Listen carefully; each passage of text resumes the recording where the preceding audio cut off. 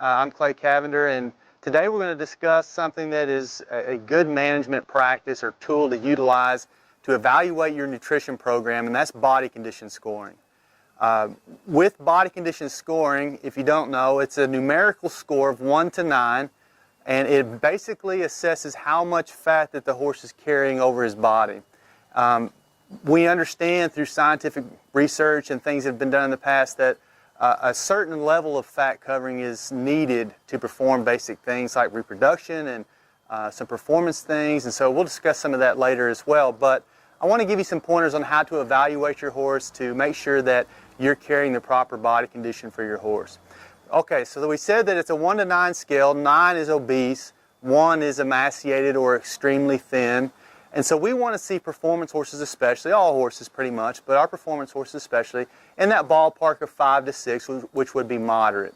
So when we evaluate the score system, we're looking at different points of the horse and where they put on fat. Now, take in mind or consideration that all people, all horses, all animals in general put on fat in different places, but for the most part, they're pretty consistent.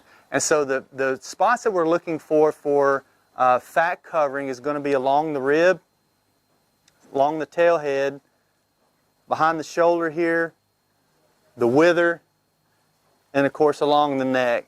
And we start looking at some really obese or really thick, heavy horses. You'll see some fat to the inner buttock and the inner leg, and so there'll be some different places that horses put on fat as well. But with these horses too, we want to make sure that we're putting our hands on them and evaluating them to give ourselves a really accurate assessment of body condition. So where I start is I start with the rib, and I run my hand along the horse's rib and even step back and evaluate the horse by looking at him and kind of get an assessment here. And so for me, and most people I think, when we read the body condition score definitions of 1 through 9, 5 is moderate and we can't see the rib. Anything that's where we can't see the rib and heavier is going to be above a 5. So looking at this horse, I can't see the rib. When I feel for it, very, very faint feeling of the rib.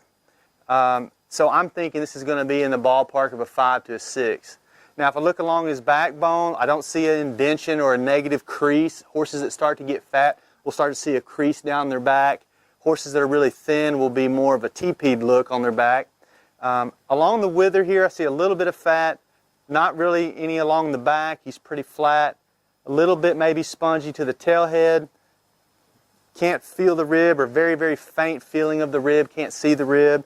Little fat here behind the shoulder. Neck's pretty thin. So I'm going to call this horse somewhere in the ballpark of a 5, maybe a 6. And halves are okay. So 5.5 would be my evaluation. Now for a performance horse like this horse, that's kind of the category I want him to be in.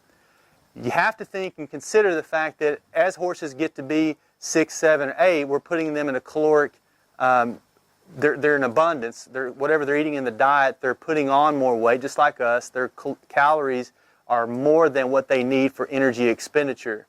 When we go below that 5, we're starting to think and discuss things like calorie deficit.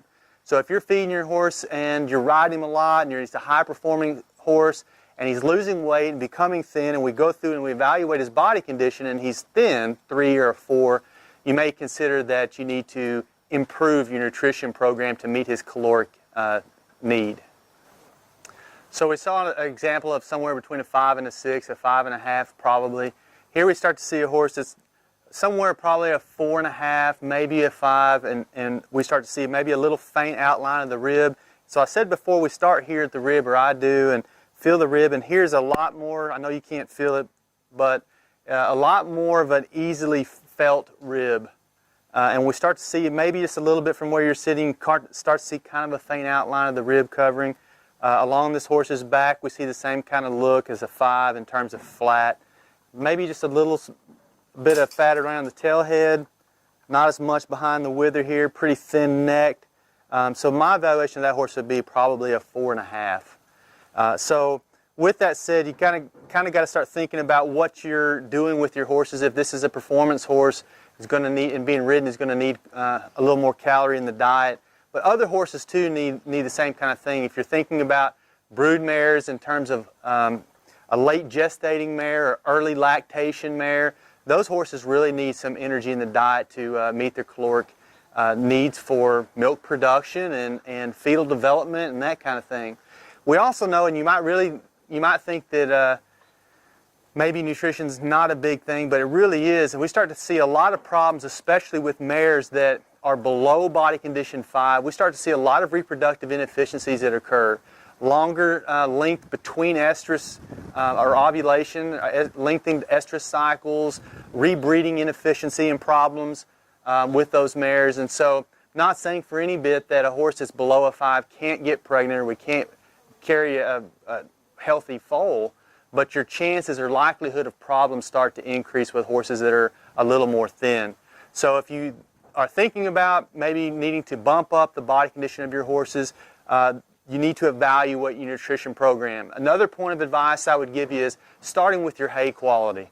Hay quality is very important in terms of making sure that not only is it palatable, but it's providing for a high quality source of protein and energy in the diet. A lot of people think about starting with a concentrate and making sure they have a high quality concentrate and then just supplementing hay with it. But really, it's probably best to do it the other way around. Think about a high quality hay and then whatever caloric need on top of that will come from the concentrate source. So I hope these things and tips will help you with evaluating your horses. I also advise you that if you're really particular about things, to evaluate your horse on about a 30-45 day basis to make sure you're maintaining body condition, or if you're trying to gain body condition, gain.